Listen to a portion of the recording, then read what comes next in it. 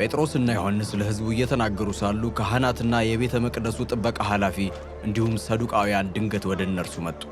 እነርሱም ሐዋርያት ሕዝቡን በማስተማራቸውና በኢየሱስ ስለተገኘው ትንሣኤ ሙታን በመስበካቸው እጅግ ተቆጡ። ጴጥሮስና ዮሐንስን ያዟቸው። ጊዜው ምሽት ስለነበረ እስኪነጋ ድረስ ወህኒ ቤት አሳደሯቸው።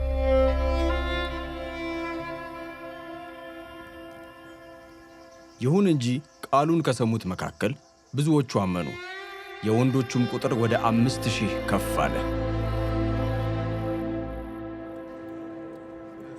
በማግስቱም አለቆቻቸውና ሽማግሌዎቻቸው እንዲሁም ጸሐፍት በኢየሩሳሌም ተሰበሰቡ።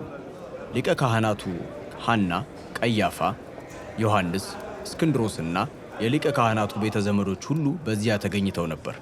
እነርሱም ጴጥሮስንና ዮሐንስን በመካከል አቁመው ይህን ያደረጋችሁት በምን ኃይል ወይም በማን ስም ነው ብለው ጠየቋቸው። በዚህ ጊዜ ጴጥሮስ በመንፈስ ቅዱስ ተሞልቶ እንዲህ አላቸው፣ እናንተ የሕዝብ አለቆችና ሽማግሌዎች ሆይ፣ ዛሬ ለዚህ ሽባ ሰው ስለተደረገው በጎ ሥራ እንዴት እንደዳነ የምትጠይቁን ከሆነ እናንተ በሰቀላችሁት እግዚአብሔር ግን ከሙታን ባስነሳው በናዝሬቱ በኢየሱስ ክርስቶስ ስም መዳኑንና ፊታችሁ መቆሙን እናንተም ሆናችሁ የእስራኤል ሕዝብ ሁሉ ይህን ይወቅ። እርሱም እናንተ ግንበኞች የናቃችሁት የማዕዘን ራስ የሆነው ድንጋይ ነው። ድነት በሌላ በማንም አይገኝም። እንድንበት ዘንድ ለሰዎች የተሰጠ ከዚህ ስም በቀር ሌላ ስም ከሰማይ በታች የለምና።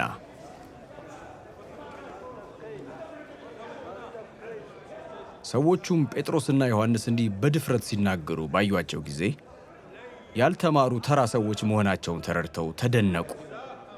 ከኢየሱስ ጋር እንደነበሩም ተገነዘቡ። የተፈወሰውን ሰው እዚያው ከነርሱ ጋር ቆሞ ስላዩት የሚናገሩበትን ሰበብ አጡ። ስለዚህ ከሸንጎ እንዲያወጧቸው አዘዙ። ከዚያም በአንድነት ተሰብስበው ተመካከሩ፣ እንዲህም ተባባሉ፣ እንግዲህ እነዚህን ሰዎች ምን እናድርጋቸው? በኢየሩሳሌም የሚኖር ሁሉ በእነርሱ እጅ የተደረገውን ድንቅ ታምር አውቋል። ስለዚህ ይህን ማስተባበል አንችልም።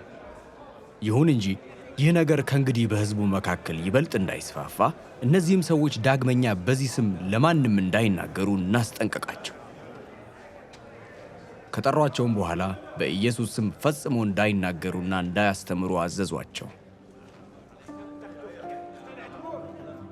ጴጥሮስና ዮሐንስ ግን መልሰው እንዲህ አሏቸው፣ ከእግዚአብሔር ይልቅ ለእናንተ መታዘዝ በእግዚአብሔር ፊት ይገባ እንደሆነ እስኪ እናንተው ፍረዱ። እኛስ ያየነውንና የሰማነውን ከመናገር ወደ ኋላ አንልም።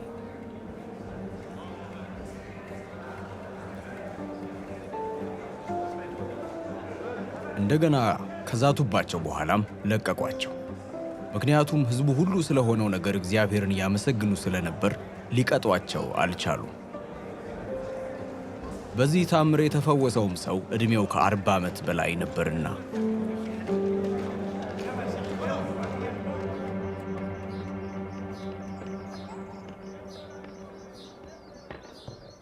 ጴጥሮስና ዮሐንስም ከተፈቱ በኋላ ወደ ወገኖቻቸው ተመልሰው የካህናት አለቆችና ሽማግሌዎች ያሏቸውን ሁሉ ነገሯቸው።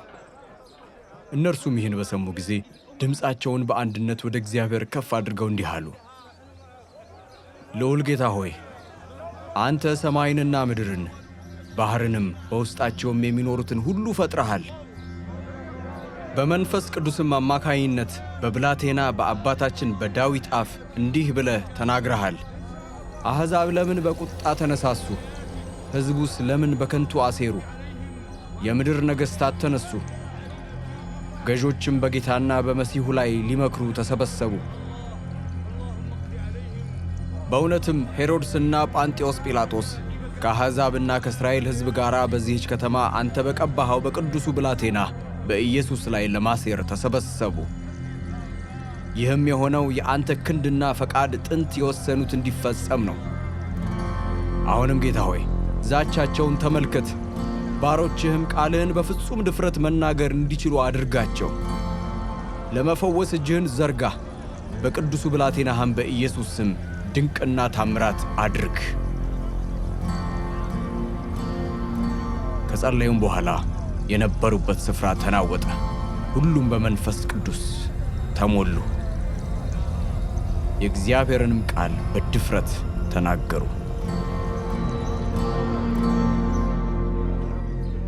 ያመኑትም ሁሉ በአንድ ልብና በአንድ ሐሳብ ተስማምተው ነበር። ያላቸውም ሁሉ የጋራ ነበር እንጂ የራሱ የሆነውን ሀብት እንኳን እንደ ግሉ የሚቆጥር ማንም አልነበረም። ሐዋርያትም ስለ ጌታ ኢየሱስ ትንሣኤ በታላቅ ኃይል መመስከራቸውን ቀጠሉ። በሁላቸውም ላይ ታላቅ ጸጋ ነበር።